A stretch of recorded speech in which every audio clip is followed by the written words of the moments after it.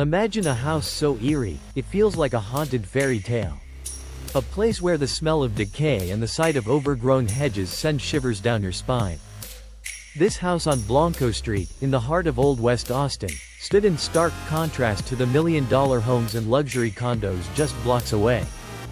In the autumn of 1997, the neighborhood was booming, but this house remained a mystery, avoided by real estate agents and curious onlookers alike.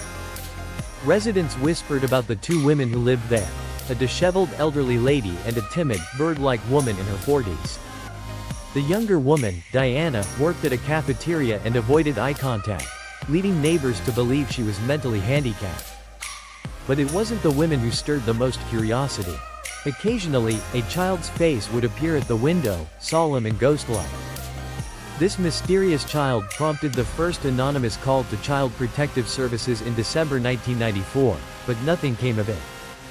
After multiple calls and a brief visit from an inexperienced investigator, it wasn't until October 14, 1997, that the truth was uncovered. Caseworker Catherine Allen stepped inside the house and was horrified by what she saw: rats, filth, and a child living in squalor. The child, Victoria, was 9 years old, obese, and unable to speak. She made only squeaking sounds, mimicking the rats around her. Victoria had never played outside, never been to school, and had no concept of human interaction. She was a modern-day, wild child. The news of Victoria's discovery shocked Austin, leading to a citizens' commission and a scathing report on the failures of social services. Neighbors and social workers alike were baffled by how such neglect could go unnoticed in a bustling urban neighborhood. Victoria's mother, Diana, and grandmother, Edna, were not immediately jailed. They were seen as mentally incapable rather than malicious. Diana, intellectually limited, explained they kept Victoria inside because they didn't know how to help her. They feared she would be teased like Diana was. Experts believed Victoria might have a brain disorder, but tests showed no abnormalities. Her behavior was a result of extreme isolation. Victoria's case attracted academic interest, offering a chance to study how environment affects human development. Attorney Richard Lavallo and CPS supervisor Christine Blackstone were determined to give Victoria a chance at a new life. Victoria was placed in a shelter, where she struggled to adapt. She didn't understand basic concepts like a bathtub or eating different foods. At Rosedale, a school for special needs, Victoria required constant supervision. She slowly began to show tiny signs of improvement. One day, she carried a coffee cup to a staff member, a small but significant sign that there was a light inside her.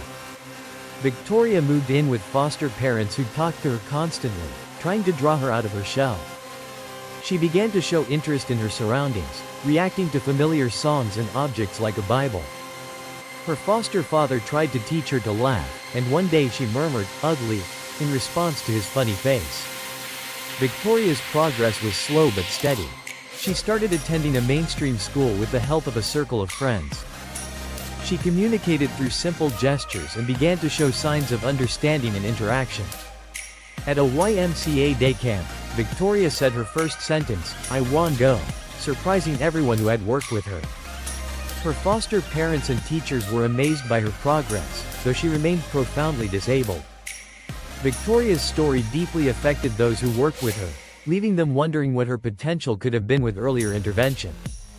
In September, at 12 years old, Victoria was still locked in her own world but showed moments of connection.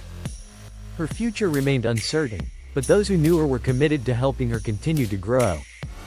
"The light inside her is there," said her foster father. "We just have to keep working to help her shine. Keep believing in the impossible." #HopeForVictoria